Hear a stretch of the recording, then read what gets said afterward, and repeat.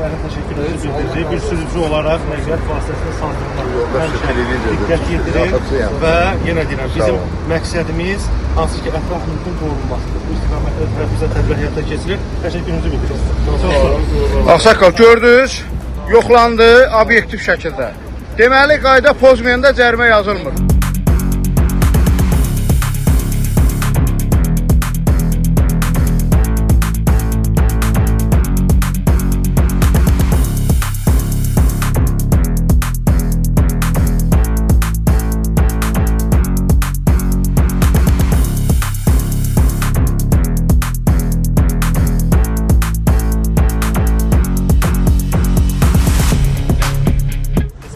Daxili İşlər Nazirliyi Ekologiya Təbii Sərvətləri birgə təmiz hava alınına start verir. Məqsəd nəqliyyat vasitələrinin mühərriyindən atmosfer axıntılarının yoxlanılmasıdır və xüsusi texniki vasitələrlə də hazırda sizin nəqliyyat vasitələrinin yoxlanılacaq, zəhmət olmasa sənətlər qaydasındadır mı?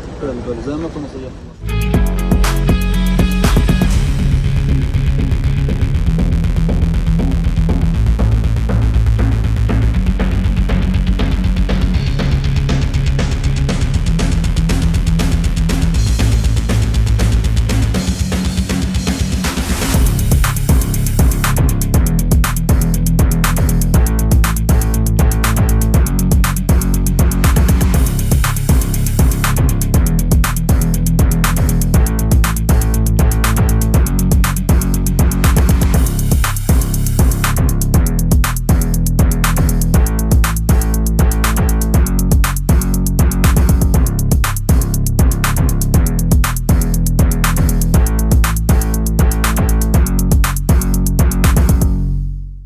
Jetur, gələcəyə toxunmağı sevənlər üçün.